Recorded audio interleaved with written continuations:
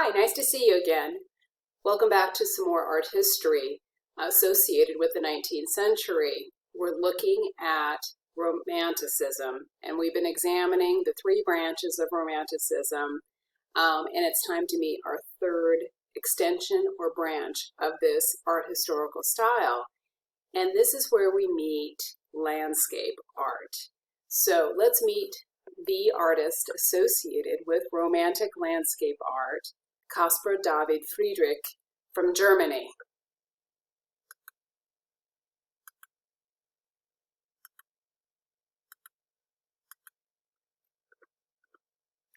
All right, here we have a painting that has a vibe. I hope this strikes you immediately. It's almost, you want to do a bit of a hushing sound to convey the silent mood of this particular painting called Abbey in the Oak Forest that Friedrich painted in 1810. Again, Friedrich from present-day Germany.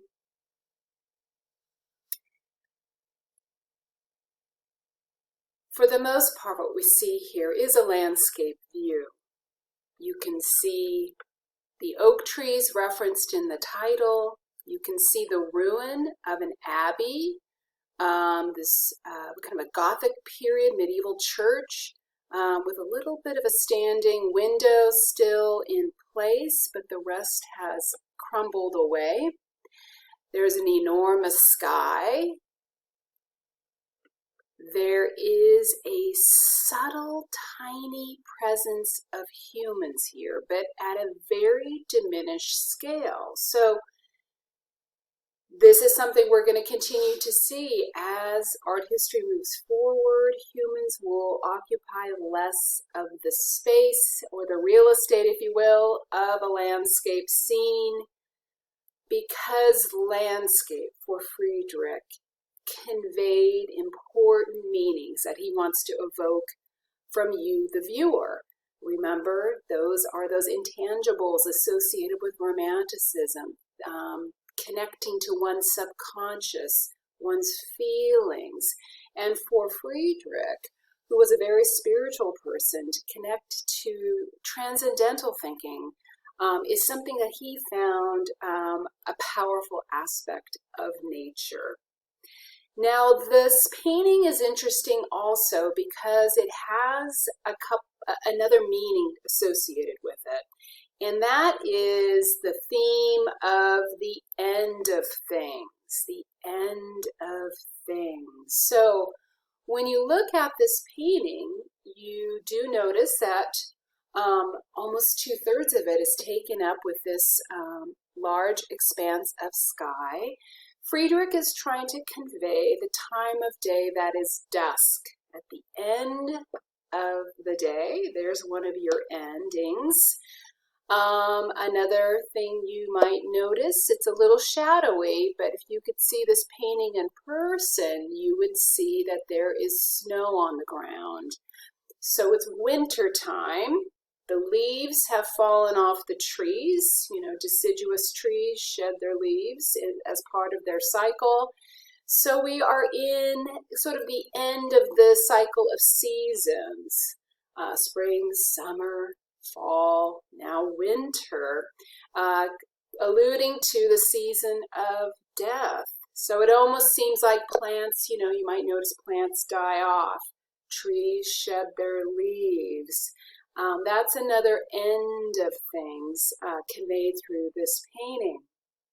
The people, just the subtle presence of people entering that abbey ruin is supposed to reference a funeral. A funeral, of course, marks a gathering to mourn an end, a death. There are little headstones as well. Old churches often have cemeteries nearby, and that's what you see here as well. Again, connecting to that idea of death. The ruin itself is crumbling, is deteriorating. That is another kind of death, right? Something man-made that doesn't last forever. Finally, one more thing to share with you. It's very hard to see, but there's a little moon here in its final kind of crescent moon phase. Another kind of end of a cycle. Now, it's important to think that way, and Friedrich wants you to draw your own conclusions from all of these symbols and cues and metaphors, drawn from the theme of a landscape, but you know that some ends seem final, right? But other ends are just part of a continuous cycle. The moon, with its many phases, will come back and appear again. The cycle begins, the lunar cycle begins once again. A new day will begin after night takes over this moment in time. Another day. Seasons are cycles. Trees go through cycles as well, as we know that by springtime those oak trees will leaf out once again. Life springs anew. So with this view, it invites transcendental thinking. It invites you to think about the universe, about life, about themes, about regarding ends and cycles. It's meant to evoke a spiritual response from you, the viewer. That's the goal of Friedrich with his Romantic period landscape art. All right. Moving on to one more painting by Caspar David Friedrich. This one is called Wanderer Above a Sea of Mist, from 1817 to 1818, executed a few years later. This is probably his most famous painting. And once again, we have an enormous sky, right? We're like, oh yeah, we get him. He's trying to evoke a response from us on a transcendental spiritual level.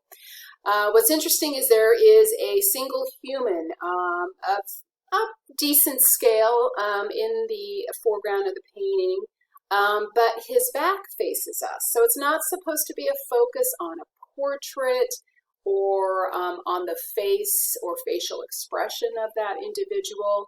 Instead, we see he's got a walking stick as if he's just spent the day climbing and climbing until he's reached this incredible high promontory with this expansive view. It's kind of like when you drive up the 2 Angeles Crest Highway here in Los Angeles, and very, very quickly, within 20 minutes, you're going to have an incredible view from a very high elevation with all of our dramatic mountain ranges around here of the LA Basin. And sometimes you get this kind of atmospheric quality that, you know, some days you can see the ocean, some days you have, you know, this expansive misty view as well. And that's what you see in this painting, a view that goes on and on. The idea is we have to imagine ourselves almost possessing the body of this hiker. And then we too are standing there, taking in the immensity of that view, the immensity of the world. Friedrich is tapping into a popular notion of the sublime. And I'm not talking about the rock band. I'm talking about anything that's awe-inspiring, anything you experience where it makes you feel small, that it kind of reminds you about the scale and scope and immensity of the world, whether you're on a little sailboat in the middle of the ocean or standing at the Grand Canyon, right? Or I can imagine our astronauts up at the space station experience this hourly, this feeling of the sublime, this experience of the sublime, this, you know, reminder of how small we are in the scheme of things, just a little blip, you know, in time and in you know, physical presence compared to the world. So again, cueing on the sublime, tapping into those transcendental spiritual lines of thought about the cosmos, our place in the world, the immensity of the world. This is how Caspar David Friedrich in Germany uses landscape art to describe some of the goals of Romanticism in painting. All right. Thanks for joining me. See you next time.